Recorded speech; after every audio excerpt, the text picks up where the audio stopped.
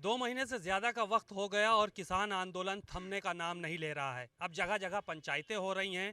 आज भारतीय किसान यूनियन के राष्ट्रीय अध्यक्ष नरेश टिकैत बाराबंकी में किसान पंचायत करने वाले हैं और उससे पहले हम उनसे बात करेंगे। हमारे साथ बातचीत के लिए मौजूद हैं। सर, जगह जगह किसान पंचायतें आप लोग कर रहे हैं, इसका कुछ परिणाम नज़र आ रहा है आप लोगों को? नहीं, परिणाम नज़र आ रहा, अच्छा परिणाम है। हमारा जो परिवार है, जो हम कितने घने दिनों तक ज़्यादा दिन हो गए हमें उनके साथ बातचीत करे, तो अपना परिवार में हम जा रहे, किसान परिवार में अच्छा लगे। तो जो पहले से ही टिकैत साहब के ज़माने से ही लोगों का आना जाना है, जहाँ से वो है बातचीत, पूर्वांचल में भी बहुत अच्छा एक सम्मान मिले, एक अच्छी पहचान है लोगों में। तो और हमारा और कोई उद्देश्य नहीं भाई, वहाँ तो आंदोलन चल ही रहा। जो हमारे पास में समय बचे तो हम अपने अपने परिवार में मिल रहे हैं, और कोई कोई वो नहीं, कोई हमारा कोई उद्देश्य नहीं।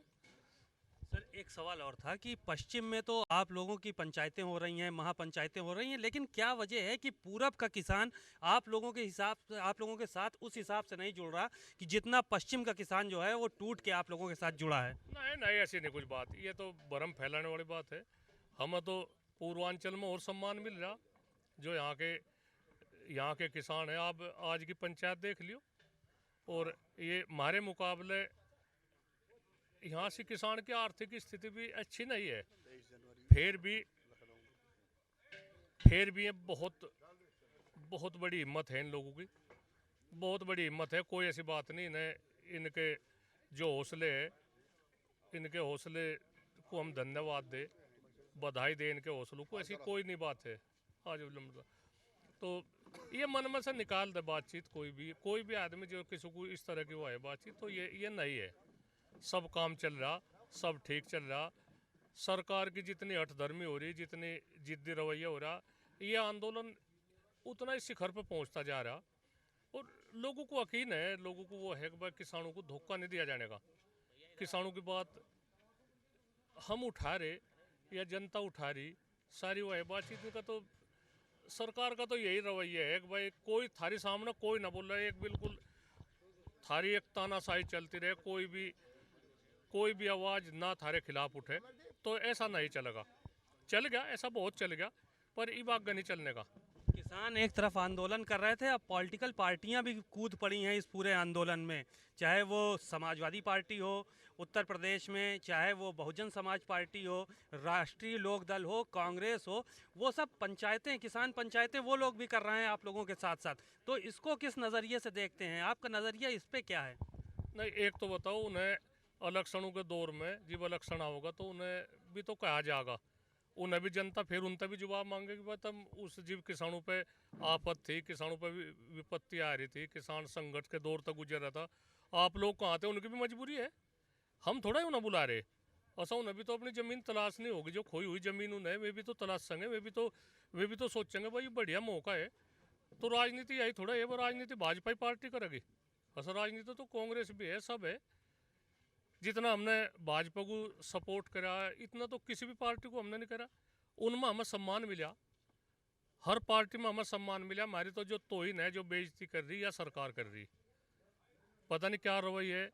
हमने जितना खुल के इस भाजपा का समर्थन करा, पूरी ओट लोगों की दुआई आने वाले कल में ही तो थी भाई। क्या क्या पता ये इन्होंने ऐसी वो कल्पना करी थी भाई राम राज आओगा, इस तरह क्या होगा, किसान खुशहाल होगा, इनके खाते में नून पैसे आ जाएंगे। और तो बात चली गई, हमें अपनी जमीन बचाने के लाले पड़ गए। आप कह रहे हैं कि इस बार आप लोगों ने भारतीय जनता पार्टी का पूरा साथ दिया, 2022 के चुनाव आ गए हैं, ऐसे में अब क्या कुछ स्टैंड होगा किसानों का, आप लोगों का पश्चिम में क्या कुछ स्टैंड होगा? क्या आपकी किसी दूसरे दल के साथ जाएंगे या जो लोग आपसे वादा करेंगे उनके साथ जाएंगे? ये तो जनता की हुआ है, हम जनता की भावनाओं को ठेस नहीं पहुंचाते, ना हम किसी को कहने के। जो जिसा अच्छा लगता हो, हमने तो हमेशा यही करा। पिछले उसमें ही हमने यह भूल कर दी, हमने भाजपा को समर्थन दे के, अंदरूनी समर्थन सबका था। हमने कहा भाई ठीक है, किसानों के अच्छे दिन आने वाले, हम यह भूल कर बैठे। आगे हम कोई ऐसी भूल नहीं करेंगे, जहाँ जिसकी मर्जी आवे, जो कोई जिसा अच्छा लगे। किसान यूनियन एक अराजनीतिक संगठन है, इसमें सब पार्टियों का सहयोग है, सब उसका वो है बातचीत। तो हमारा कोई मकसद ऐसा नहीं है कि हम राजनीति में हिस्सा ले या हमारा चुनाव लड़ने का कुछ है। जो आदमी अच्छे आदमी हो, जिनकी अच्छी सोच हो, जो उन पार्टी किसानों के हित की बात करती हो, किसान आज़ाद है, किसानों पर कोई प्रतिबंध नहीं। इलेक्शन वाले दिन हम लोगों की खुली छूट दे दे, बस जहाँ जिसकी मर्जी है मैं अपने वोट दो। सर एक सवाल और था कि जिस तरह से किसान नाराज है सरकार से और अपनी खड़ी फसलों को जोत रहा है, तो इसको किस तरह से देख रहे हैं? क्या कुछ पैगाम है उन किसानों के लिए जो अपनी खड़ी फसलें जोत रहे हैं? रोज़ाना खबरें आ रही हैं, कोई 10 बीघा अपना धान जोत रहा है, कोई गेहूं जोते दे रहा है, कोई अपनी खड़ी फसलों को जोते दे रहा है। तो ये उनके लिए क्या कुछ संदेश देना चाहते हैं आप? हाँ, नहीं, उनके लिए संदेश है। हमने इस तरह की कोई बात नहीं करी कि भाई किसान अपनी खड़ी फसल जोत दो। हमने नु कहा भाई गुस्से में आन के किसान अपनी जो अपनी कमाई है, अपनी मेहनत की फसल है, हम उसे भी जोत सके। गुस्से में कहा हमने, उसका जोतन का नहीं कहा कि भाई हम जोत ही देंगे। उसमें गुस्से में कहा भाई गुस्से में हम इस तरह का कदम भी उठा सके। कुछ हमारे भाई, हमारे किसान इस उससे बहुत प्रभावित हुए, तो उन्होंने अपनी फसल जोत भी दी। हमने उन्हें मैंने करी नहीं, यह भगवान की दी हुआ है, हमारी फसल हमने बोई, उसे अच्छी तरह तक काटो, उसे इस तरह तक बर्बाद ना करो। अन्न का अनादर नहीं करना चाहता। अन्न है, अन्न देवता है, फसल को बर्बाद ना करो। हमारा फसल खेत खाली पड़ा रहे वो अलग बात है, पर खड़ी फसल को जोतना बहुत बड़ा पाप है। इस तरह की बात हमने यही संदेश लोगों को दिया, भाई इस तरह का कोई कदम ना उठाओ। आप लोग सब अच्छे हो, आप लोग हर दुख सुख में किसान संगठन के साथ हो, पर बिल्कुल बहुत संयम तक काम लो। बहुत मुश्किल की घड़ी है, आप लोगों के इम्तिहान की घड़ी है, परीक्षा की घड़ी है। इसमें सफलता मिलेगी, अच्छी सफलता मिलेगी। सरकार के साथ भी बात होगी, किसानों का भी सम्मान रहेगा, सब ठीक हो जाएगी बातचीत। सर जिस तरह से देखा जा रहा है कि आप लोग आंदोलन लगातार कर रहे हैं, तो जो किसान है वो अपने खेतों में काम करे कि अब आप लोगों के साथ आंदोलन में जाए? क्योंकि ये एक लंबा अरसा हो गया, लंबा समय बीत गया। लोग जो है वो अब किसानी भी करना चाहते हैं, किसानी का समय है, तो लोग जो है वो किस तरह से आपका साथ दे पाएंगे? नहीं, इसमें तो ये आंदोलन है, एक ये जीवन शैली का एक हिस्सा है। जीवन शैली का हिस्सा है। इसमें किसानों को अपने व्यस्त टाइम में अपने व्यस्त टाइम में इसमें भी जो ये धर्म युद्ध चल रहा है, इसमें भी आहुति देनी पड़ेगी। काम छोड़ के भी इस आंदोलन में कूदना पड़ेगा। ऐसी कोई बात नहीं, किसानों पर कोई दबाव नहीं है, कोई दबाव नहीं है किसानों पे। अपना काम करो, अगर काम में तो थोड़ा सा भी टाइम मिले तो इस आंदोलन में अपने घर बैठे भी आंदोलन की जो एक मन में एक ललक है, आंदोलन जिंदा रहना चाह, आंदोलन चलता रहना चाह, ये भी घर बैठे भी एक आस्था है, वह भी बतेरी। और जो आदमी जा रहे बहुत इस उस तक कम ना अंक जा। तो लंबे समय से आंदोलन चल रहा है, अब तो तमाम नेता, दलीय नेता भी इस तरह का आरोप लगाने लगे हैं कि कहीं ना कहीं विपक्ष की फंडिंग हो रही है। इतना लंबा खर्चा कहाँ से चल रहा है? इतने ढेर सारे किसान हैं, उनका खाना पीना, ये सब सारी चीज़ें कैसे चल रही हैं? इस पर भी सवाल खड़े होने लगे हैं। भाई एक तो बताओ, आलू हमारे घर के है, अनाज हमारे घर का है, दूध हमारे घर का है, तो इसमें खर्चा कहाँ जरूरत है बाहर लाने की? आलू के इतने बड़े बड़े किसान दे खेत देखे में 10-10 वो कट्टा आलू के पुचा दे। अनाज है, अनाज हमारा क्या घर का पैदा होया, तो हम उसे आटा पिसवा के वहाँ से पुछवा रहे।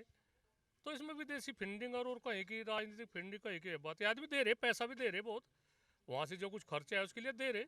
जो आस्था है किसी पर तो मांगे थोड़ा जा रहा, या दमुक हुआ है बातचीत, भाई इसमें पैसे का भी खर्चा तो दे रहे हैं। तो उसमें कहीं के दूध है हमारे घर का, गाँव में तो दूध आवे, बाजे बाजे गाँव में 10-10 क्विंटल दूध आ रहा, तो कहीं की क्या है बातचीत?